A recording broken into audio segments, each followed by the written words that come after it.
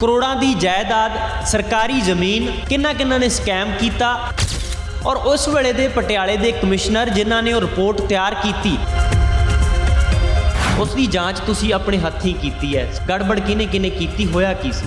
हर एक शहर दे विच माफिया हुंदा है। पटवारी, कानूनगो, तहसीलदार, नैब तहसीलदार, ये उस वेले दा जिहड़ा कमिश्नर है ओदी भी मिली भुगत है, डिप्टी कमिश्नर दी भी मिली भुगत है। पहली गल तो यह है कि ਜਿਹੜੇ ਅਫਸਰਾਂ ਦੀ ਮਿਲੀ ਭੁਗਤ ਹੈ ਉਹਨਾਂ ਸਾਰਿਆਂ ਨੂੰ ਹੀ ਕਟਹਿਰੇ 'ਚ ਖੜਾ ਕਰਨਾ ਪੈਂਦਾ। ਫਿਰ ਦੁੱਧ ਦਾ ਦੁੱਧ ਪਾਣੀ ਦਾ ਪਾਣੀ ਤਾਂ ਹੀ ਹੋਏਗਾ, ਨਹੀਂ ਤਾਂ ਛੋਟੀ ਮਛਲੀ ਜਿਹੜੀ ਹੈਗੀ ਆ ਉਹ ਖੁਰਾਕ ਬਣ ਜਾਂਦੀ ਹੈਗੀਆਂ ਤੇ ਵੱਡੀਆਂ ਮਛਲੀਆਂ ਮੌਜਾਂ ਕਰਦੀਆਂ। ਉਹ ਸਿਸਟਮ ਦੇ ਨਾਲ ਛੋਟਿਆਂ ਨੂੰ ਵੀ ਨਹੀਂ ਕੁਝ ਕਹਿਣਾ ਚਾਹੀਦਾ। और मैं अपनी रिपोर्ट 10 पन्नियां दी बना के 3 दिनों के अंदर अंदर भेजी सीगी। DC मिस्टर विकास गर्ग तो लैके थले सारे DRO दूजे भी तहसीलदार नैब तहसीलदार की डैथ हो गई। बाद ये सारे लोग पटवारी कानूनगो सारे जेल च रहे, 3-3 4-4 महीने लंबा समय जेल च रहे है। पैमाइश नूं भी रद्द किया गया कि सही नहीं हुई, सही तरीका नहीं सी, कानूनी ढंग सही नहीं सी, अदालत में कहा गया, टिप्पणी की गई है। इस तरह होंदा ना जी कि कहते है कि आटा गुंदियां ते हिलदी क्यों है, पैमाइश का की लेना देना है? कि वो बचाई जा सकती है जमीन या फिर नुकसान होएगा उस जमीन का? इरीगेशन स्कैम जो 5-7 साल पुराना 1000 करोड़ रुपए का कि किन्ने का, जो उन्होंने कढ़िया जा सकता तो 1200 करोड़ रुपए का स्कैम इनू क्यों नहीं रीओपन किया जा सकता? कसूरवार जो कोई है तो उन्होंने सज़ा मिलनी ही चाहिए।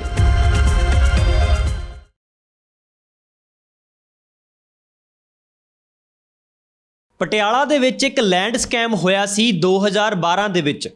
करोड़ों की जायदाद सरकारी जमीन उसनूं नुकसान किवें पहुँचाया गया, किहड़े वड्डे वड्डे अफसर ने जिहड़े उस दे विच शामिल सी, किन्ना ने स्कैम किया, एक जजमेंट आई उस दे विच की कहा गया और उस वेले दे पटियाले दे कमिश्नर जिन्हां ने रिपोर्ट तैयार की, जांच की कि किने गड़बड़ की है, पटियाले दी उस सरकारी जायदाद दे विच नुकसान क्यों पहुँचाया गया। ये सारियां गल्लां दे उत्ते असीं गल करांगे। इस तो पहलां भी असीं एक इंटरव्यू कर चुके हैं जिस दे विच ये साफ होया सी कि वाकई ही गड़बड़ तां होई है। मेरे नाल ने उस वेले दे पटियाले दे जिहड़े कमिश्नर सी, जिहड़े SR लद्दड़ साहब, वो मेरे नाल ने, उन्होंने जांच की सी, उन्हां दी रिपोर्ट है जिहड़ी की कहंदी है, जजमेंट आई वो बिल्कुल उस दे उल्ट आई, क्यों आई, ये सारियां गल्लां करांगे। लद्दड़ साहब, सब तो पहला मैं बरीकी दे नाल तुहाडे तो मसला समझना चाहूँगा क्योंकि गल्लां बहुत होईयां, उदों भी रौला बहुत पिया, पर काफ़ी साल हो गए, तकरीबन 10 साल, एक दहाका बीत जाए तो मसले खुरद-बुरद हो जाते हैं। पर प्रॉपर्टी है जिहड़ी पटियाले की सरकारी जायदाद आ, उसकी जांच तुसीं अपने हत्थीं कीती है, सारा कुछ नेड़ियों देखिया, गड़बड़ किने किने कीती, होया की सी? इस तरह है कि ये अपना जी प्रॉपर्टी है जी अपना बहुत ही प्राइम प्रॉपर्टी पटियाले की जोड़ा GPO जनरल पोस्ट ऑफिस है, उहदे बैक साइड के उत्ते कोई प्राइवेट प्रॉपर्टी है, खसरा नंबर 104, एक बहुत वड्डा खसरा सीगा जिन्हों कि 52 बिघे का खसरा सी इको एक। ਉਹਦੇ ਵਿੱਚ ਕਲੋਨੀ बन गई, ਉਹਦੇ ਵਿੱਚ बहुत सारे प्लाट कट्टे गए, ਉਹਦੇ ਵਿੱਚ ਜਿਹੜੀਆਂ ਕੋਠੀਆਂ बन गई, बड़े साल हो गए आ। तो लेकिन ਜਿਹੜੀਆਂ ਉਹਦੇ ਵਿੱਚ ਗਲੀਆਂ ਵਗੈਰਾ ਛੱਡੀਆਂ ਗਈਆਂ ਉਹ ਕੋਈ 3.5-4 ਬਿੱਗੇ ਦੀ ਜ਼ਮੀਨ ਗਲੀਆਂ ਵਗੈਰਾ ਦੇ ਵਿੱਚ ਰਹਿ ਗਈ, ਜਿਹਦੀ ਰਜਿਸਟਰੀ ਸੰਭਵ ਨਹੀਂ ਸੀ, ਹੋ ਵੀ ਨਹੀਂ ਸੀ ਸਕਦੀ। ਤਾਂ ਕੁਝ ਜਿਹੜੇ ਆਪਣੇ ਪ੍ਰੋਪਰਟੀ ਦੇ ਨਾਲ ਜਿਹੜੇ ਆਪਣੇ ਕਈ ਜੁੜੇ ਹੁੰਦੇ ਆ ਲੋਕੀ, ਜਿਹੜੇ ਹਰੇਕ ਸ਼ਹਿਰ ਦੇ ਵਿੱਚ ਹੀ ਮਾਫੀਆ ਹੁੰਦਾ ਆ, उन्होंने अपना उस प्रॉपर्टी नू सेल करन दे वास्ते 104 नंबर खसरा जिहड़ा कि प्राइवेट प्रॉपर्टी सी, उहदी सेल, गलियां दी सेल, सड़कां दी सेल ते लेकिन जिहड़ी डिस्क्रिप्शन सी प्रॉपर्टी दी वो दे दित्ती सरकारी प्रॉपर्टी दी जिहड़ी कि नाल लगदी सी 101, 102, 103, जिहदे विच सिविल सर्जन दा दफ्तर सी पटियाले वाले दा, जिहदे विच डिस्ट्रिक्ट एजुकेशन ऑफिसर दा दफ्तर सी ते नाल उहदे विच सरकारी रहाइश सीगी, जिहदे विच पहला MLA, हुण तां पता नहीं है, पहला MLA उस वेले रहिंदे सीगे जलालपुर, मदन लाल जलालपुर, उस वेले वो सरकारी रहाइश रह रहे सी, वो उत्थे ऑक्यूपाइड सीगा। ये प्रॉपर्टी दी जिहड़ी डिस्क्रिप्शन है कि जी जदों आपां प्रॉपर्टी वेचदे आ तां उहदे विच लिखदे आ कि उत्तर कौन हैगा, किहदी प्रॉपर्टी है, दक्षिण किहदी हैगी आ, ईस्ट किहदी है, वैस्ट किहदी है, वो डिस्क्रिप्शन जिहड़ी है वो सरकारी प्रॉपर्टी दी दित्ती गई ते खसरा नंबर जिहड़ा 104 है जिहड़ा कि प्राइवेट है ਉਹਦੀ ਜਿਹੜੀ ਸੀਗੀ ਰਜਿਸਟਰੀ ਕੀਤੀ ਗਈ। ਜਿਹੜੀ ਮੇਰੀ ਰਿਪੋਰਟ ਸੀਗੀ ਉਸ ਵੇਲੇ ਮੁੱਖ ਮੰਤਰੀ ਜੀ ਨੇ ਹੁਕਮ ਕੀਤਾ ਸੀ, FCR ਵੱਲੋਂ ਆਰਡਰ ਹੋਏ ਸੀਗੇ ਔਰ ਮੈਂ ਆਪਣੀ ਰਿਪੋਰਟ 10 ਪੰਨਿਆਂ ਦੀ ਬਣਾ ਕੇ 3 ਦਿਨਾਂ ਦੇ ਅੰਦਰ ਭੇਜੀ ਸੀਗੀ। ਤਾਂ ਉਹ ਰਿਪੋਰਟ ਜਿਹੜੀ ਸੀ ਸਵੈ ਸਪਸ਼ਟ ਹੈ ਕਿ ਇਹੀ ਲਿਖਿਆ ਹੈਗਾ ਕਿ ਜੀ ਪ੍ਰਾਪਰਟੀ ਜਿਹੜੀ ਹੈ ਪ੍ਰਾਈਵੇਟ ਹੈ, ਜਿਹਦਾ ਖਸਰਾ ਨੰਬਰ 104, ਲੇਕਿਨ ਡਿਸਕ੍ਰਿਪਸ਼ਨ ਸਰਕਾਰੀ ਪ੍ਰਾਪਰਟੀ ਦੀ ਹੈ। ਜਦੋਂ ਇਸ ਤਰ੍ਹਾਂ ਦੀ ਰਜਿਸਟਰੀ ਹੁੰਦੀ ਹੈ ਔਰ ਖਾਸ ਕਰਕੇ ਉਹਨਾਂ ਹਾਲਾਤਾਂ ਦੇ ਵਿੱਚ ਜਦੋਂ ਕਿ ਨੀਚਲੇ ਸਭ ਤੋਂ ਹੇਠਲੇ ਪਟਵਾਰੀ, ਕਾਨੂੰਗੋ, ਤਹਿਸੀਲਦਾਰ, ਨਾਇਬ ਤਹਿਸੀਲਦਾਰ, ਜ਼ਿਲ੍ਹਾ ਮਾਲ ਅਫਸਰ, ਡਿਪਟੀ ਕਮਿਸ਼ਨਰ ਤੇ ਕਮਿਸ਼ਨਰ ਸਾਰਿਆਂ ਨੂੰ ਇਹ ਪਤਾ ਹੋਵੇ ਕਿ ਗੜਬੜ ਹੈ, ਤਾਂ ਉਹਦੇ ਬਾਵਜੂਦ ਵੀ ਪ੍ਰਾਪਰਟੀ ਦੀ ਸੇਲ ਹੋ ਜਾਣੀ, ਇੰਤਕਾਲ ਹੋ ਜਾਣਾ, ਤਾਂ ਇਹ ਸਮਝਦਾ ਮੈਂ ਤਾਂ ਇਹਦੇ ਵਿੱਚ ਇਹ ਸਿੱਟਾ ਕੱਢਿਆ ਸੀ ਔਰ ਹਰ ਅਫਸਰ ਦੀ ਜ਼ਿੰਮੇਵਾਰੀ ਨਿਯਤ ਕੀਤੀ ਸੀ ਕਿ ਇਹ ਇਹਨਾਂ ਦੀ ਇੱਥੇ ਮਿਲੀ ਭੁਗਤ ਹੈ। ਔਰ ਨਾਲ ਇਹ ਵੀ ਲਿਖਿਆ ਸੀਗਾ ਕਿ ਉਸ ਵੇਲੇ ਦਾ ਜਿਹੜਾ ਕਮਿਸ਼ਨਰ ਹੈ ਉਹਦੀ ਵੀ ਮਿਲੀ ਭੁਗਤ ਹੈ, ਡਿਪਟੀ ਕਮਿਸ਼ਨਰ ਦੀ ਵੀ ਮਿਲੀ ਭੁਗਤ ਹੈ ਔਰ ਉਹਨਾਂ ਦੀਆਂ ਸਟੇਟਮੈਂਟਸ ਰਿਕਾਰਡ ਕੀਤੀਆਂ ਸੀ। ਉਹਨਾਂ ਨੇ ਮੰਨਿਆ ਸੀਗਾ ਕਿ ਸਾਡੇ ਕਹਿਣ 'ਤੇ ਰਜਿਸਟਰੀ ਹੋਈ ਹੈ। ਨਾਇਬ ਤਹਿਸੀਲਦਾਰ ਤਾਂ ਰਜਿਸਟਰੀ ਕਰਦਾ ਹੈ, ਲੇਕਿਨ ਜ਼ਿਲ੍ਹਾ ਮਾਲ ਅਫਸਰ, ਡਿਪਟੀ ਕਮਿਸ਼ਨਰ ਔਰ ਜਿਹੜੇ ਪਹਿਲੇ ਡਿਪਟੀ ਕਮਿਸ਼ਨਰ ਉੱਥੇ ਸੀਗੇ ਦੀਪਿੰਦਰ ਸਿੰਘ, ਉਹਨਾਂ ਨੇ ਹਾਈ ਕੋਰਟ ਦੇ ਹੁਕਮਾਂ ਤੇ ਇੱਕ 7 ਪੰਨਿਆਂ ਦੀ ਇੱਕ ਰਿਪੋਰਟ ਬਣਾਈ ਸੀਗੀ ਕਿ ਇਸ ਪ੍ਰਾਪਰਟੀ ਦੀ ਰਜਿਸਟਰੀ ਨਹੀਂ ਹੋ ਸਕਦੀ। ਉਹਨਾਂ ਨੇ ਉਸ ਵੇਲੇ ਨਾ ਕਰ ਦਿੱਤੀ ਕਿ ਪ੍ਰਾਪਰਟੀ ਦੀ ਰਜਿਸਟਰੀ ਹੋ ਹੀ ਨਹੀਂ ਸਕਦੀ। ਫਿਰ ਰਜਿਸਟਰੀ ਅੱਗੇ ਹੋ ਕਿਵੇਂ ਗਈ? ਉਸ ਤੋਂ ਬਾਅਦ ਉਹ ਡਿਪਟੀ ਕਮਿਸ਼ਨਰ ਬਦਲੇ ਵਿਕਾਸ ਗਰਗ ਆ ਗਏ, ਜਿਨ੍ਹਾਂ ਨੂੰ 3-4 ਮਹੀਨੇ ਜੇਲ੍ਹ ਵੀ ਕੱਟਣੀ ਪਈ ਹੈ ਇਸ ਮਸਲੇ ਦੇ ਵਿੱਚ। ਫਿਰ ਉਹ ਜਦੋਂ ਆਏ, ਉਹਨਾਂ ਦੇ ਵਿੱਚ ਇਨਵੋਲਵਮੈਂਟ ਕੀ ਸੀ, ਉਹਨਾਂ ਦੀ ਭੂਮਿਕਾ ਕੀ ਸੀ? ਇਸ ਤਰ੍ਹਾਂ ਹੋਇਆ ਕਿ ਜਦੋਂ ਆਪਣਾ ਦੀਪਿੰਦਰ ਸਿੰਘ ਜੀ ਨੇ ਇਹ ਰਿਪੋਰਟ ਦਿੱਤੀ ਹਾਈ ਕੋਰਟ ਕੋਲ, ਆਪਣਾ ਜਿਹੜੇ ਸੇਲ ਕਰਨਾ ਚਾਹੁੰਦੇ ਸੀਗੇ, ਜਦੋਂ ਸੇਲ ਨਹੀਂ ਸੀ ਉਹਨਾਂ ਨੇ ਮਨਾ ਕਰਤਾ, ਤਾਂ ਆਪਣਾ ਉਹ ਚਲੇ ਗਏ ਹਾਈ ਕੋਰਟ। ਹਾਈ ਕੋਰਟ ਨੇ ਕਿਹਾ ਕਿ ਵੀ ਤੁਸੀਂ 1 ਹਫ਼ਤੇ ਦੇ ਵਿੱਚ ਸੈਲਫ ਸਪੀਕਿੰਗ ਆਰਡਰ ਪਾਸ ਕਰੋ ਕਿ ਰਜਿਸਟਰੀ ਹੋ ਸਕਦੀ ਹੈ ਜਾਂ ਨਹੀਂ ਹੋ ਸਕਦੀ। ਤਾਂ ਦੀਪਿੰਦਰ ਸਿੰਘ ਨੇ ਆਪਣਾ ਆਰਡਰ ਕਰ ਦਿੱਤਾ ਕਿ ਇਹ ਰਜਿਸਟਰੀ, ਉਹਦੇ ਕਾਰਨ ਦਿੱਤੇ, ਡਿਮਾਰਕੇਸ਼ਨ ਦਾ ਵੇਰਵਾ ਦਿੱਤਾ ਜਿਹੜੀ ਕਿ ਤਹਿਸੀਲਦਾਰ ਨੇ ਕੀਤੀ, ਰੈਵਨਿਊ ਅਫਸਰਾਂ ਨੇ ਕੀਤੀ ਕਿ ਇਸ ਦੀ ਵਜ੍ਹਾ, ਇਹਦੀ ਡਿਸਕ੍ਰਿਪਸ਼ਨ ਕੁਝ ਹੋਰ ਹੈ, ਸਰਕਾਰੀ ਪ੍ਰਾਪਰਟੀ ਹੈ ਤੇ ਖਸਰਾ ਨੰਬਰ 104 ਜਿਹੜੀ ਕਿ ਪ੍ਰਾਈਵੇਟ ਪ੍ਰਾਪਰਟੀ ਹੈ, ਸਾਰਾ ਮਲਗਟ ਕਰ ਰਹੇ ਹੈਗੇ ਆ, ਸਰਕਾਰੀ ਪ੍ਰਾਪਰਟੀ ਨੂੰ ਨੁਕਸਾਨ ਕਰਨ ਦੀ ਕੋਸ਼ਿਸ਼ ਕਰ ਰਹੇ ਆ, ਇਸ ਕਰਕੇ ਇਹਦੀ ਸੇਲ ਸੰਭਵ ਨਹੀਂ ਹੈ।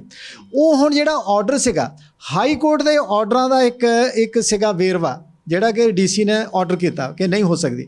ਤਾਂ ਹੁਣ ਇਹ ਚਾਹੀਦਾ ਸੀਗਾ ਕਿ ਹਾਈ ਕੋਰਟ 'ਚ ਜਾਇਆ ਜਾਂਦਾ ਕਿ ਜੀ ਤੁਹਾਡੇ ਆਰਡਰਾਂ ਦੇ ਜਿਹੜੀ ਹੈਗੇ ਇਹਨਾਂ ਨੇ ਗਲਤ ਆਰਡਰ ਕੀਤੇ ਆ, ਤੁਸੀਂ ਕਿਸੇ ਹੋਰ ਏਜੰਸੀ ਨੂੰ ਹੁਕਮ ਲਾਓ ਕਿ ਇਹ ਆਪਣਾ ਇਹਦੀ ਵੈਰੀਫਿਕੇਸ਼ਨ ਲਾਓ, ਜੇ DC ਨੇ ਆਰਡਰ ਕੀਤਾ ਗਲਤ ਆਰਡਰ ਹੋਇਆ। ਲੇਕਿਨ ਹੋਇਆ ਕਿ ਉਹਨਾਂ ਨੇ ਹਾਈ ਕੋਰਟ ਜਾਣ ਦੀ ਬਜਾਏ ਉਹ ਆਪਣਾ ਕਮਿਸ਼ਨਰ ਕੋਲ ਚਲੇ ਗਏ ਕਿ ਜੀ ਇਹ ਆਰਡਰ ਜਿਹੜਾ ਹੈਗਾ ਆ ਇਹ ਆਪਣਾ ਆਰਡਰ ਗਲਤ ਹੋਇਆ ਹੈਗਾ ਤੇ ਇਹਦੇ ਖਿਲਾਫ ਇਹਨੂੰ ਸਟੇ ਕੀਤਾ ਜਾਵੇ। ਉਸ ਵਕਤ ਤੁਹਾਡੇ ਤੋਂ ਪਹਿਲਾਂ ਪਟਿਆਲੇ ਦੇ ਕਮਿਸ਼ਨਰ ਕੌਣ ਸੀ? ਮਿਸਟਰ GS ਗਰੇਵਾਲ ਸੀਗੇ। ਉਹਨਾਂ ਨੇ ਉਹ ਆਰਡਰ ਵੀ ਆਪਣਾ ਸਟੇ ਕਰ ਦਿੱਤਾ ਜਦੋਂ ਕਿ ਉਹਨਾਂ ਕੋਲ ਆਰਡਰਾਂ ਦੀ ਪਾਵਰ ਨਹੀਂ ਸੀਗੀ। ਜਿਹੜਾ ਤਹਿਸੀਲਦਾਰ, ਨਾਇਬ ਤਹਿਸੀਲਦਾਰ ਹੈ, ਸਬ ਰਜਿਸਟਰਾਰ ਹੁੰਦਾ ਆ ਔਰ ਡਿਪਟੀ ਕਮਿਸ਼ਨਰ ਰਜਿਸਟਰਾਰ ਹੁੰਦਾ ਹੈਗਾ।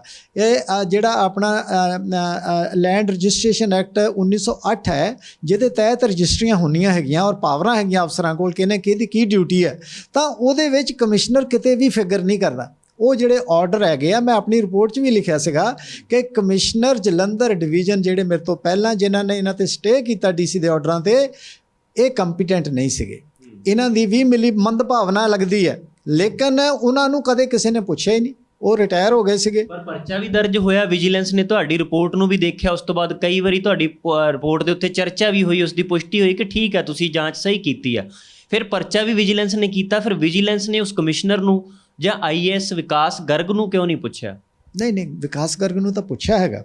ਆਪਣਾ ਜਦੋਂ ਮੈਂ ਰਿਪੋਰਟ ਭੇਜੀ, ਉਹ ਰਿਪੋਰਟ ਮੁੱਖ ਮੰਤਰੀ ਜੀ ਨੇ ਆਪਣਾ ਕਲੀਨਲੀ ਖੁਦ, ਉਸ ਵੇਲੇ ਸਰਦਾਰ ਪ੍ਰਕਾਸ਼ ਸਿੰਘ ਬਾਦਲ CM ਸੀਗੇ, ਉਹਨਾਂ ਨੇ ਐਡਵੋਕੇਟ ਜਨਰਲ ਨੂੰ ਬੁਲਾਇਆ, ਐਡੀਸ਼ਨਲ ਐਡਵੋਕੇਟ ਜਨਰਲ ਜਿਹੜੇ ਅੱਜ ਕੱਲ੍ਹ ਹਾਈ ਕੋਰਟ ਦੇ ਜੱਜ ਹੈ ਉਹਨਾਂ ਨੂੰ ਵੀ ਬੁਲਾਇਆ, FCR ਨੂੰ ਬੁਲਾਇਆ, ਉਸ ਵੇਲੇ ਦੇ ਰੈਵਨਿਊ ਮਿਨਿਸਟਰ ਸੀਗੇ ਉਹਨਾਂ ਨੂੰ ਵੀ ਬੁਲਾਇਆ, ਮੈਂ ਵੀ ਗਿਆ ਔਰ CM ਆਫਿਸ ਦੇ ਜਿਹੜੇ ਕਿ ਬੜੇ ਇੰਟੈਲੀਜੈਂਟ ਆਫਿਸਰ ਹੈ, 2-3 ਉਹਨਾਂ ਦੇ ਨਾਲ ਕੰਮ ਕਰਦੇ ਸੀ, ਉਹ ਵੀ ਨਾਲ ਬੈਠੇ ਸੀ। ਸਾਰਿਆਂ ਨੇ ਘੋਖਿਆ ਔਰ AG ਪੰਜਾਬ ਨੇ, ਮਿਸਟਰ ਅਗਰਵਾਲ ਹੁੰਦੇ ਸੀਗੇ, ਉਹਨਾਂ ਨੇ ਉਹ ਫਾਈਲ ਲੈ ਲਈ ਮੇਰੇ ਤੋਂ ਔਰ ਇੱਕ ਰਾਤ ਰੱਖ ਕੇ ਦੂਜੇ ਦਿਨ ਫਿਰ ਮੀਟਿੰਗ ਕੀਤੀ ਕਿ ਉਹਨਾਂ ਨੇ ਇਹ ਕਿਹਾ ਕਿ ਜੀ ਜੋ ਵੀ ਹੋਇਆ ਗੜਬੜ ਹੋਇਆ, ਇਹ ਸਹੀ ਨਹੀਂ ਹੈਗਾ। ਤੇ ਆਪਣਾ ਉਸ ਤੋਂ ਬਾਅਦ ਫਿਰ ਮੁੱਖ ਮੰਤਰੀ ਜੀ ਨੇ ਉਹ ਜਿਹੜੀ ਸੀਗਾ ਮੇਰੀ ਰਿਪੋਰਟ ਉਹ ਮਾਰਕ ਕਰ ਦਿੱਤੀ ਵਿਜੀਲੈਂਸ ਡਿਪਾਰਟਮੈਂਟ ਨੂੰ ਕਿ ਤੇ ਫਰਦਰ ਇਨਕੁਆਇਰੀ ਕੀਤੀ ਜਾਵੇ। ਔਰ ਜਦੋਂ ਫਰਦਰ ਇਨਕੁਆਇਰੀ ਹੋਈ ਤਾਂ ਪਰਚਾ ਹੋਇਆ, FIR ਹੋਈ। DC ਮਿਸਟਰ ਵਿਕਾਸ ਗਰਗ ਤੋਂ ਲੈ ਕੇ ਥੱਲੇ ਸਾਰੇ DRO, ਦੂਜੇ ਵੀ ਤਹਿਸੀਲਦਾਰ, ਨਾਇਬ ਤਹਿਸੀਲਦਾਰ, ਉਹ ਤਾਂ ਨਾਇਬ ਤਹਿਸੀਲਦਾਰ ਦੀ ਤਾਂ ਡੈਥ ਹੋ ਗਈ ਬਾਅਦ 'ਚ, ਇਹ ਸਾਰੇ ਲੋਕੀ ਪਟਵਾਰੀ, ਕਾਨੂੰਗੋ ਸਾਰੇ ਜੇਲ੍ਹ 'ਚ ਰਹੇ, 3-3 4-4 ਮਹੀਨੇ ਲੰਬਾ ਸਮਾਂ ਜੇਲ੍ਹ 'ਚ ਰਹੇ ਹੈਗੇ। ਔਰ ਉਸ ਤੋਂ ਬਾਅਦ ਕੀ ਹੋਇਆ ਹੈਗਾ ਕਿ ਕੇਸ ਕੋਰਟ 'ਚ ਗਿਆ ਹੈਗਾ। ਮੈਨੂੰ ਜੋ ਮੇਰੀ ਜਾਣਕਾਰੀ ਦੇ ਮੁਤਾਬਕ ਹੈ ਉਸ ਵੇਲੇ ਦੇ ਜਿਹੜੇ ਆਈਏਐਸ ਅਫਸਰ ਸੇ ਡੀਸੀ ਸੀਗੇ ਉਹਨਾਂ ਨੂੰ ਪ੍ਰੋਸੀਕਿਊਸ਼ਨ ਸੈਂਕਸ਼ਨ ਨਹੀਂ ਦਿੱਤੀ ਗਈ ਮੁੱਖ ਮੰਤਰੀ ਵੱਲੋਂ। ਲੇਕਿਨ ਜਿਹੜੇ ਦੂਜੇ ਅਫਸਰ ਸੀ, ਜ਼ਿਲ੍ਹਾ ਮਾਲ ਅਫਸਰ, ਦੂਜੇ ਅਫਸਰ ਸੀਗੇ, ਉਹਨਾਂ ਦੇ ਕੇਸ ਵਿੱਚ ਉਹਨਾਂ ਨੂੰ ਪ੍ਰੋਸੀਕਿਊਸ਼ਨ ਸੈਂਕਸ਼ਨ ਮਿਲ ਗਈ। ਮੈਂ ਆਪਣੀ ਰਿਪੋਰਟ ਨੂੰ ਖੁਦ ਮੈਨੂੰ ਐਡੀਸ਼ਨਲ ਡਿਸਟ੍ਰਿਕਟ ਸੈਸ਼ਨ ਜੱਜ ਪਟਿਆਲਾ ਜਿਨ੍ਹਾਂ ਕੋਲ ਕੇਸ ਚੱਲਦਾ ਸੀਗਾ ਸਾਲ ਡੇਢ ਸਾਲ ਪਹਿਲਾਂ, ਮੈਨੂੰ ਵੀ ਉਹਨਾਂ ਨੇ ਬੁਲਾਇਆ। ਮੈਂ ਤਸਦੀਕ ਕਰਕੇ ਆਇਆ ਕਿ ਮੇਰੀ ਰਿਪੋਰਟ ਹੈਗੀ ਹੈ। ਮੈਂ ਸਟੈਂਡ ਕਰਦਾ ਅੱਜ ਵੀ ਆਪਣੀ ਰਿਪੋਰਟ ਤੇ। ਜੋ ਰਿਪੋਰਟ ਸੀ ਉਹਦਾ ਮੇਨ ਕੰਟੈਂਟ ਇਹ ਸੀ ਕਿ ਇਹ ਜਿਹੜੇ ਖਸਰਾ ਨੰਬਰ ਦੀ ਰਜਿਸਟਰੀ ਆ ਇਹ ਤਾਂ ਵਾਕਈ ਪ੍ਰਾਈਵੇਟ ਹੈ, ਇਹਦੇ 'ਚ ਕੋਈ ਡਾਊਟ ਨਹੀਂ ਹੈ। ਲੇਕਿਨ ਜਿਹੜੀ ਉਹਦੇ 'ਚ ਡਿਸਕ੍ਰਿਪਸ਼ਨ ਹੈ ਕਿ ਇਹ ਪ੍ਰਾਪਰਟੀ ਹੈ ਕਿਹੜੀ, ਉਹ ਸਾਰੀ ਸਰਕਾਰੀ ਹੈ। ਇਸ ਕਰਕੇ ਮੈਲਾਫਾਈਡ ਪ੍ਰੂਵ ਹੁੰਦਾ। ਜੀ, ਤੁਸੀਂ 3 ਤੋਂ 4 ਵਾਰ ਇਸ ਜ਼ਮੀਨ ਦੀ ਜਿਹੜੀ ਪੈਮਾਇਸ਼ ਵੀ ਕੀਤੀ ਹੈ, ਰਿਪੋਰਟ ਜਦੋਂ ਕਰਦੇ ਆ ਉਹ ਪੈਮਾਇਸ਼ ਨੂੰ ਵੀ ਰੱਦ ਕੀਤਾ ਗਿਆ ਕਿ ਸਹੀ ਨਹੀਂ ਹੋਈ, ਸਹੀ ਤਰੀਕਾ ਨਹੀਂ ਸੀ, ਕਾਨੂੰਨੀ ਢੰਗ ਸਹੀ ਨਹੀਂ ਸੀ, ਅਦਾਲਤ ਵਿੱਚ ਕਿਹਾ ਗਿਆ, ਟਿੱਪਣੀ ਕੀਤੀ ਗਈ ਹੈ। ਇਸ ਤਰ੍ਹਾਂ ਹੁੰਦਾ ਨਾ ਜੀ ਕਿ ਕਹਿੰਦੇ ਹੈਗੇ ਆ ਕਿ ਆਟਾ ਗੁੰਨਦੀਆਂ ਤੇ ਹਿਲਦੀ ਕਿਉਂ ਹੈ। ਪੈਮਾਇਸ਼ ਦਾ ਕੀ ਲੈਣਾ ਦੇਣਾ ਹੈ?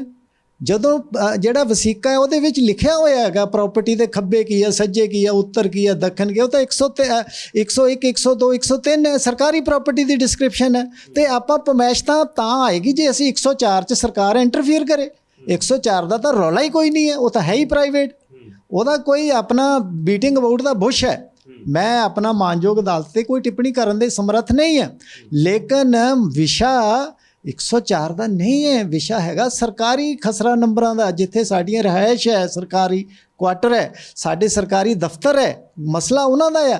ਉਹਨਾਂ ਦੀ ਡਿਸਕ੍ਰਿਪਸ਼ਨ ਦੇ ਕੇ ਪ੍ਰਾਈਵੇਟ ਪ੍ਰਾਪਰਟੀ ਦਾ ਵੇਰਵਾ ਖਸਰਾ ਨੰਬਰ ਦੇ ਕੇ ਤੇ ਰਜਿਸਟਰੀ ਹੋਈ ਆ, ਉਹ ਗਲਤ ਹੋਈ ਆ। ਉਹ ਬਿਨਾਂ ਮੰਦਭਾਵਨਾ ਦੇ ਨਹੀਂ ਸੰਭਵ।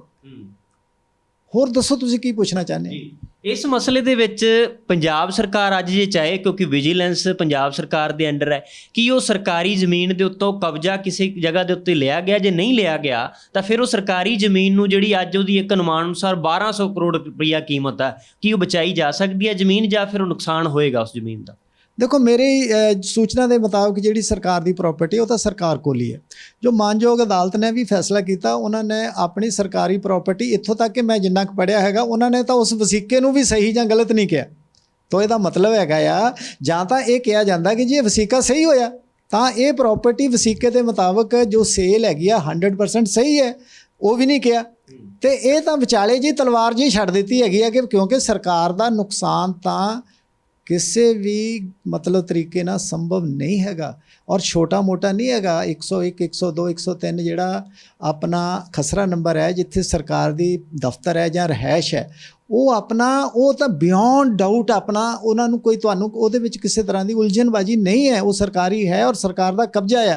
ਤੇ ਉਹਦੇ ਬਾਰੇ ਤਾਂ ਮਾਨਯੋਗ ਅਦਾਲਤ ਨੇ ਵੀ ਕੁਝ ਨਹੀਂ ਕਿਹਾ ਹੈਗਾ ਕਿ ਵੀ ਇਹ ਜਿਹੜੀ ਹੈਗੀ ਇਹਨਾਂ ਦਾ ਉਹ ਸੇਲ ਦੇ ਮੁਤਾਬਕ ਇਹਨਾਂ ਨੂੰ ਦੇ ਦਿੱਤਾ ਜਾਵੇ। ਤਾਂ ਇਸ ਕਰਕੇ ਜਦੋਂ ਆਪਣਾ ਕੋਈ ਇਸ ਤਰ੍ਹਾਂ ਦਾ ਆਰਡਰ ਵੀ ਨਹੀਂ ਹੈ, ਔਰ ਇੱਥੋਂ ਤੱਕ ਵੀ ਉਹਨਾਂ ਨੇ ਤਾਂ ਆਰਡਰ ਦੇ ਕਰਤਾ ਹੈਗਾ ਕਿ ਇਹਨਾਂ ਨੂੰ ਆਪਣੀਆਂ ਜ਼ਮਾਨਤਾਂ ਕਰਾਉਣੀਆਂ ਚਾਹੀਦੀਆਂ ਹੈਗੀਆਂ ਤਾਂ ਕਿ ਸਰਕਾਰ ਅਗਰ ਉੱਪਰ ਜਾਏਗੀ ਆਰਡਰ ਚੈਲੰਜ ਕਰੇਗੀ। ਹੁਣ ਦੇਖੋ, ਆਰਡਰ ਜਿਹੜਾ ਹੈਗਾ ਆ, ਆਰਡਰ ਦੇ ਮੁਤਲਕ ਜੇ ਆਪਾਂ ਗੱਲ ਕਰੀਏ ਤਾਂ ਕ੍ਰਿਮੀਨਲ ਲਾਇਬਿਲਿਟੀ ਤੋਂ ਉਹਨਾਂ ਨੂੰ ਛੋਟ ਦਿੱਤੀ ਗਈ ਹੈ, ਬੈਨੀਫਿਟ ਆਫ ਡਾਊਟ ਦਿੱਤਾ ਗਿਆ ਹੈਗਾ। ਲੇਕਿਨ ਜਿਹੜਾ ਆਪਣਾ ਕੋਈ ਆਪਣਾ ਜੋ ਇਨਕੁਆਇਰੀ ਰਿਪੋਰਟ ਹੈ, ਨਾ ਤਾਂ ਉੱਤੇ ਕਮੈਂਟ ਕੀਤਾ ਹੈਗਾ ਤੇ ਨਾ ਹੀ ਉਸ 'ਤੇ ਵਸੀਕੇ 'ਤੇ ਕਮੈਂਟ ਕੀਤਾ ਹੈਗਾ ਕਿ ਸਹੀ ਹੈ ਜਾਂ ਗਲਤ ਹੈ। ਜੇ ਉਹਨਾਂ ਨੂੰ ਆਪਾਂ ਇਹ ਸਮਝਦੇ ਹੈਗੇ ਆ ਕਿ ਉਹ ਬੇਕਸੂਰ ਹੈ ਜਿਨ੍ਹਾਂ ਦਾ ਕੇਸ ਸੀਗਾ, ਪਹਿਲੀ ਗੱਲ ਤਾਂ ਇਹ ਹੈਗਾ ਆ ਕਿ ਜਿਹੜੇ ਅਫਸਰਾਂ ਦੀ ਮਿਲੀ ਭੁਗਤ ਹੈ ਉਹਨਾਂ ਸਾਰਿਆਂ ਨੂੰ ਹੀ ਕਟਹਿਰੇ 'ਚ ਖੜਾ ਕਰਨਾ ਪੈਂਦਾ। ਛੋਟੇ ਅਫਸਰ ਨੂੰ ਕਿਉਂ ਇਕੱਲਾ ਛੱਡ ਦਿੱਤਾ ਗਿਆ? Why they should face the criminal court. ਤੇ ਜੇ ਜਾਂ ਤਾਂ ਸਾਰੇ ਕਸੂਰਵਾਰ ਹੈ ਤੇ ਜਾਂ ਸਾਰੇ ਬੇਕਸੂਰ ਹੈ। ਜੇ ਸਾਰੇ ਕਸੂਰਵਾਰ ਹੈ, ਜਦੋਂ ਵੱਡੇ ਅਫਸਰ ਵੀ ਜੇਲ੍ਹ 'ਚ ਜਾ ਕੇ ਆਏ ਆ, ਤਾਂ ਫਿਰ ਪ੍ਰੋਸੀਕਿਊਸ਼ਨ ਸੈਂਕਸ਼ਨ ਛੋਟੇ ਅਫਸਰਾਂ ਦੇ ਖਿਲਾਫ ਹੀ ਕਿਉਂ ਦੇਣੀ ਹੈ, ਉੱਪਰਲਿਆਂ ਦੀ ਕਿਉਂ ਨਹੀਂ ਦਿੱਤੀ ਗਈ? ਸੋ ਬਹੁਤ ਸਾਰੇ ਸਵਾਲ ਹੈ ਜਿਹੜੇ ਤੁਸੀਂ ਮੀਡੀਆ ਵਾਲੇ ਵਧੀਆ ਤਰੀਕੇ ਨਾਲ, ਜ਼ਿਆਦਾ ਅੱਛੇ ਤਰੀਕੇ ਨਾਲ ਉਠਾ ਸਕਦੇ ਹੋ। ਕਸੂਰਵਾਰ ਜੇ ਕੋਈ ਹੈ ਤਾਂ ਉਹਨੂੰ ਸਜ਼ਾ ਮਿਲਣੀ ਹੀ ਚਾਹੀਦੀ ਹੈ ਜੀ। ਤਾਂ ਹੁਣ ਮਾਨ ਸਰਕਾਰ ਦੇ ਹੱਥ ਵਸ ਕੀ ਹੈ? ਮਾਨ ਸਰਕਾਰ ਤਾਂ ਹੁਣ ਦੇਖੋ ਜੀ, ਸਮੇਂ ਦੀ ਸਰਕਾਰ ਹੈਗੀ ਹੈ ਔਰ ਆਪਣਾ ਜੇ ਉਹਨੂੰ ਆਰਡਰ ਨੂੰ ਚੈਲੰਜ ਕਰਨਾ ਹੈਗਾ ਆ ਤਾਂ ਸਰਕਾਰੀ ਮਹਿਕਮੇ ਵੱਲੋਂ ਹੀ ਹੋਏਗਾ ਤੇ ਉਹਨੂੰ ਪ੍ਰੋਪਰਲੀ ਡਿਫੈਂਡ ਕੀਤਾ ਜਾਵੇ। ਜੇ ਕੋਈ ਪ੍ਰੋਸੀਕਿਊਸ਼ਨ ਸੈਂਕਸ਼ਨ ਰਹਿ ਗਈ ਹੈਗੀ ਆ, ਉਹ ਵੀ ਦਿੱਤੀ ਜਾ ਸਕਦੀ ਹੈ। ਤੇ ਜੇ ਆਪਣਾ ਕੋਈ ਅਫਸਰ ਜਿਹੜਾ ਕਿ ਕਸੂਰਵਾਰ ਹੈ, ਦੇਖੋ ਸਾਰਾ ਕੁਝ ਬਲੈਕ ਐਂਡ ਵਾਈਟ ਕਲੀਅਰ ਹੈਗਾ ਫਾਈਲਾਂ ਦੇ ਵਿੱਚ, ਕੁਝ ਵੀ ਇਹੋ ਜਿਹਾ ਨਹੀਂ ਹੈਗਾ ਜਿੱਥੇ ਐਂਬੀਗੁਇਟੀ ਹੋਵੇ ਜਾਂ ਕੋਈ ਨਾ ਸਮਝੀ ਦੀ ਗੱਲ ਹੋਵੇ। ਜੇ ਆਪਣਾ ਇਰੀਗੇਸ਼ਨ ਸਕੈਮ ਜਿਹੜਾ 5-7 ਸਾਲ ਪੁਰਾਣਾ ਇਰੀਗੇਸ਼ਨ ਸਕੈਮ ਜਿਹੜਾ 5-7 ਸਾਲ ਪੁਰਾਣਾ 1000 ਕਰੋੜ ਰੁਪਏ ਦਾ ਕਿ ਕਿੰਨੇ ਦਾ, ਜੇ ਉਹਨੂੰ ਕੱਢਿਆ ਜਾ ਸਕਦਾ ਤੇ 1200 ਕਰੋੜ ਰੁਪਏ ਦਾ ਸਕੈਮ ਇਹਨੂੰ ਕਿਉਂ ਨਹੀਂ ਰੀਓਪਨ ਕੀਤਾ ਜਾ ਸਕਦਾ? It is very easy. ਤੇ ਜੇ ਕਿਸੇ ਬੰਦੇ ਦਾ ਸਰਕਾਰੀ ਪ੍ਰਾਪਰਟੀ ਨੂੰ ਸੇਲ ਕਰਨ ਦੀ ਮਨਸ਼ਾ ਆ, ਜਿਹੜੀ ਕਿ ਇਨਕੁਆਇਰੀ ਰਿਪੋਰਟ 'ਚ 100% ਪ੍ਰੂਵ ਹੁੰਦੀ ਹੈ, ਤਾਂ ਉਸ ਵਿਸ਼ੇ ਨੂੰ ਤਾਂ ਟੱਚ ਹੀ ਨਹੀਂ ਕੀਤਾ ਗਿਆ। ਉਹ ਕਿਉਂ ਨਹੀਂ ਟੱਚ ਕੀਤਾ ਗਿਆ? ਇੱਕ ਇਸ ਦੇ ਵਿੱਚ ਸਵਾਲ ਰਹਿ ਗਿਆ ਕਿ ਜਿਹੜੀ ਡੀਸੀ ਦੇ ਕੋਲ ਕੀ ਪਾਵਰ ਹੈ, ਜ਼ਿਲ੍ਹੇ ਦਾ ਚਲੋ ਮੁਖੀ ਮੰਨਿਆ ਜਾਂਦਾ ਕਿ ਉਹ ਰਜਿਸਟਰੀ ਕਰਾਉਣ ਦੇ ਲਈ ਆਪਣੀ ਭੂਮਿਕਾ ਨਿਭਾਵੇ ਜਾਂ ਉਸ ਦਿਨ ਵੀ ਇਨਵੋਲਵ ਰਵੇ ਕਿ ਰਜਿਸਟਰੀ ਹੋ ਰਹੀ ਹੈ? ਕਿਉਂਕਿ ਇਸ ਦੇ ਵਿੱਚ ਇਹ ਵੀ ਸਾਹਮਣੇ ਨਿਕਲ ਕੇ ਆਇਆ ਕਿ ਦੀਪਿੰਦਰ ਸਿੰਘ ਜਿਹੜੇ ਡੀਸੀ ਸੀਗੇ ਪਹਿਲਾਂ, ਉਹਨਾਂ ਨੇ ਕਿਹਾ ਕਿ ਰਜਿਸਟਰੀ ਨਹੀਂ ਹੋ ਸਕਦੀ, ਫਿਰ ਵਿਕਾਸ ਗਰਗ ਆਏ ਤਾਂ ਰਜਿਸਟਰੀ ਹੋ ਗਈ। ਇਸ ਤਰ੍ਹਾਂ ਹੈਗਾ ਕਿ ਦੋ ਇਹ ਲੀਗਲ ਤੇ ਟੈਕਨੀਕਲ ਗੱਲਾਂ ਹੈਗੀਆਂ। ਡਿਪਟੀ ਕਮਿਸ਼ਨਰ ਦਾ ਵੈਸੇ ਕੋਈ ਰੋਲ ਨਹੀਂ ਹੁੰਦਾ। ਤਹਿਸੀਲਦਾਰ ਤੇ ਨਾਇਬ ਤਹਿਸੀਲਦਾਰ ਜਿਹਨਾਂ ਕੋਲ ਸਬ ਰਜਿਸਟਰਾਰ ਦੀਆਂ ਪਾਵਰਾਂ ਹੁੰਦੀਆਂ, ਉਹਨਾਂ ਨੇ ਹੀ ਰਜਿਸਟਰੀ ਕਰਨੀ ਹੁੰਦੀ ਹੈ। ਲੇਕਿਨ ਲੀਗਲੀ ਸਬ ਰਜਿਸਟਰਾਰ ਤਹਿਸੀਲਦਾਰ ਤੇ ਨਾਇਬ ਤਹਿਸੀਲਦਾਰ ਹੈ ਤੇ ਰਜਿਸਟਰਾਰ ਡਿਪਟੀ ਕਮਿਸ਼ਨਰ ਹੈ। ਤੇ ਉਹਨਾਂ ਦੇ ਕੋਲ ਜੇ ਉਹ ਨਹੀਂ ਕਰਦੇ ਕਿਸੇ ਵਜ੍ਹਾ ਕਰਕੇ ਵੀ ਰਜਿਸਟਰੀ ਨਹੀਂ ਹੋ ਰਹੀ, ਤਾਂ ਅਪੀਲ ਉਹਦੇ ਕੋਲ ਡਿਪਟੀ ਕਮਿਸ਼ਨਰ ਕੋਲ ਜਾਣੀ ਹੈ, ਕਿਉਂਕਿ ਉਹ ਰਜਿਸਟਰ ਹੈਗਾ ਇਸ ਅੰਡਰ ਦਾ ਜਿਹੜਾ ਹੈਗਾ all India land registration act 1908, ਉਹਦੇ ਤਹਿਤ ਉਹਦੇ ਕੋਲ ਰਜਿਸਟਰ ਦੀਆਂ ਪਾਵਰਾਂ ਆ। ਕਮਿਸ਼ਨਰ ਕੋਲ ਕੋਈ ਪਾਵਰ ਨਹੀਂ ਹੈ। ਜਿਵੇਂ ਮੰਨ ਲਓ ਡਿਪਟੀ ਕਮਿਸ਼ਨਰ ਜਿਹੜਾ ਹੈਗਾ ਕਿਸੇ ਮਰਡਰ ਕੇਸ ਦੀ ਟਰਾਇਲ ਨਹੀਂ ਕਰ ਸਕਦਾ, ਇਸੇ ਤਰ੍ਹਾਂ ਕਮਿਸ਼ਨਰ ਕੋਲ ਵੀ ਕੋਈ ਪਾਵਰ ਨਹੀਂ ਹੈਗੀ ਕਿ ਉਹ ਆਪਣਾ ਰਜਿਸਟ੍ਰੇਸ਼ਨ ਸੰਬੰਧੀ ਕਿਸੇ ਤਰ੍ਹਾਂ ਦਾ ਇੰਟਰਫੀਅਰ ਕਰੇ। ਮੈਂ 4 ਜ਼ਿਲ੍ਹਿਆਂ ਦਾ ਡੀਸੀ ਰਿਹਾ, ਮੇਰੇ ਕੋਲ ਤਾਂ ਕਦੇ ਕਿਸੇ ਨੇ ਕਦੇ ਕੋਈ ਅਪੀਲ ਨਹੀਂ ਸੀ ਕੀਤੀ, ਤੇ ਇੱਥੇ ਕਿਵੇਂ ਚਲੇ ਗਈ? ਡੀਸੀ ਕਮਿਸ਼ਨਰ ਵੀ ਰਿਹਾ 6.5 ਸਾਲ, ਕਦੇ ਕੋਈ ਰਜਿਸਟ੍ਰੇਸ਼ਨ ਐਕਟ ਦੇ ਅੰਡਰ ਕਦੇ ਕੋਈ ਅਪੀਲ ਨਹੀਂ ਸੀ ਆਈ। ਸੋ ਇਸ ਕਰਕੇ ਸਾਰੀ ਹੈਂਕੀ ਪੈਂਕੀ ਨੂੰ ਜੇ ਦੇਖਣਾ ਹੈਗਾ ਨਾ, ਸਾਰੇ ਪੱਖਾਂ ਤੋਂ ਜਾਂਚ ਪੜਤਾਲ ਕਰਨੀ ਹੈ, ਤਾਂ ਫਿਰ ਦੁੱਧ ਦਾ ਦੁੱਧ ਪਾਣੀ ਦਾ ਪਾਣੀ ਤਾਂ ਹੀ ਹੋਏਗਾ। ਨਹੀਂ ਤਾਂ ਛੋਟੀ ਮੱਛਲੀ ਜਿਹੜੀ ਹੈਗੀ ਆ ਉਹ ਖੁਰਾਕ ਬਣ ਜਾਂਦੀ ਹੈਗੀਆਂ ਤੇ ਵੱਡੀਆਂ ਮੱਛਲੀਆਂ ਮੌਜਾਂ ਕਰਦੀਆਂ। ਉਹ ਸਿਸਟਮ ਦੇ ਨਾਲ ਛੋਟਿਆਂ ਨੂੰ ਵੀ ਨਹੀਂ ਕੁਝ ਕਹਿਣਾ ਚਾਹੀਦਾ। ਜੇ ਆਪਣਾ ਕਰਨਾ ਹੈਗਾ ਤਾਂ ਸਾਰੇ ਕਾਰਨਰਸ ਤੋਂ ਸਾਰੇ ਜਿਹੜੇ ਕਸੂਰਵਾਰ ਹੈ ਉਹਨਾਂ ਦੇ ਉੱਤੇ ਐਕਸ਼ਨ ਹੋਣਾ ਚਾਹੀਦਾ। ਜੀ, ਬਹੁਤ ਸ਼ੁਕਰੀਆ। Thank you. ਇਹ ਸਨ ਸਾਡੇ ਨਾਲ SR ਲੱਦੜ, ਜਿਹੜੇ ਉਸ ਵੇਲੇ ਪਟਿਆਲੇ ਦੇ ਕਮਿਸ਼ਨਰ ਸੀ, ਔਰ ਇਹਨਾਂ ਨੇ ਜਾਂਚ ਪੜਤਾਲ ਕੀਤੀ ਸੀ, ਰਿਪੋਰਟ ਤਿਆਰ ਕੀਤੀ ਸੀ, ਜਿਸ ਤੋਂ ਬਾਅਦ ਵਿਜੀਲੈਂਸ ਕੋਲ ਮਾਮਲਾ ਜਾਂਦਾ, ਫਿਰ ਪਰਚਾ ਦਰਜ ਹੁੰਦਾ।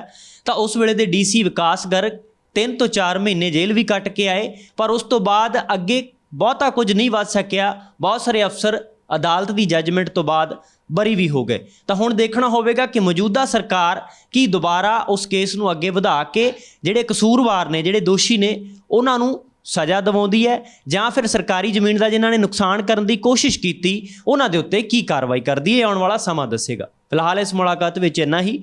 ਸਾਥੀ ਕੈਮਰਾਮੈਨ ਮਨਦੀਪ ਸਿੰਘ ਦੇ ਨਾਲ ਸੰਦੀਪ ਲਾਦੂਕਾ, ABC ਪੰਜਾਬ, ਚੰਡੀਗੜ੍ਹ।